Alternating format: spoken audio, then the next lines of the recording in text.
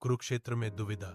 जब महाभारत का युद्ध शुरू होने वाला था और दोनों सेनाएं कुरुक्षेत्र के मैदान में आमने सामने खड़ी थीं, तब अर्जुन ने भगवान श्री कृष्ण, जो उनके सारथी थे, से अपना रथ दोनों सेनाओं के बीच ले जाने को कहा। जब अर्जुन ने देखा कि सामने वाली सेना में उनके दादा भीष्म, गुरु द्रोणाचार्य, भाई, बंधु और अन्य प्रियजन खड़े हैं, तो उनका मन मोह और विषाद से भर गया। अर्जुन की विवशता। अर्जुन विषाद योग। अर्जुन ने अपने गांडीव धनुष को रख दिया और श्री कृष्ण से कहा, हे केशव, मैं इन पूज्य लोगों के विरुद्ध युद्ध नहीं कर सकता। इन्हें मारकर मुझे कोई विजय या सुख नहीं चाहिए। इनके खून से स्नेह राज्य का क्या लाभ। मेरा शरीर कांप रहा है, मेरा मन भ्रमित है और मेरे हाथ से धनुष गिर रहा है। मैं भिक्षा मांगकर जीवन व्यतीत कर लूंगा, पर इन्हें नहीं मारूंगा। अर्जुन ने दृढ़ता से कहा कि वह युद्ध नहीं लड़ेंगे, क्योंकि उन्हें अपने कर्म, धर्म और अपनों के प्रति प्रेम के बीच कोई रास्ता नहीं दिख रहा था। श्री कृष्ण का उपदेश। भगवद गीता का जन्म। तब अर्जुन की यह दुविधा देखकर भगवान श्री कृष्ण ने उन्हें उपदेश देना शुरू किया।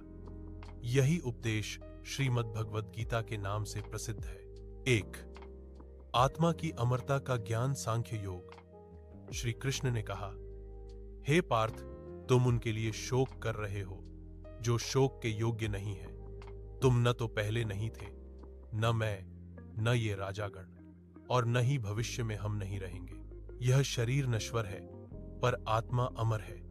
आत्मा न मरती है, न पैदा होती है। जिस तरह मनुष्य पुराने कपड़े बदलकर नए पहनता है, उसी तरह आत्मा पुराना शरीर त्याग कर नया शरीर धारण करती है। आर. कर्म और धर्म का महत्व। कर्म योग। श्री कृष्ण ने अर्जुन को उनका क्षत्रिय धर्म याद दिलाया। तुम्हारा कर्म युद्ध करना है। अपने धर्म कर्तव्य को देखकर तुम्हें विचलित नहीं होना चाहिए। कर्मण्येवाधिकारस्ते मा फलेषु कदाचन। तुम्हारा अधिकार केवल कर्म करने में है, उसके फल में कभी नहीं। इसलिए फल की इच्छा छोड़कर केवल कर्तव्य समझकर कर्म करो। 3. ईश्वर का विराट स्वरूप। विराट रूप दर्शन।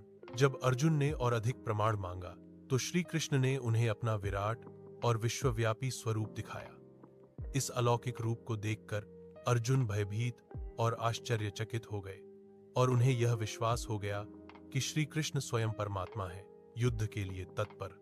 श्री कृष्ण के इस अद्भुत ज्ञान और उपदेश को सुनकर अर्जुन का सारा मोह, भय और विषाद दूर हो गया।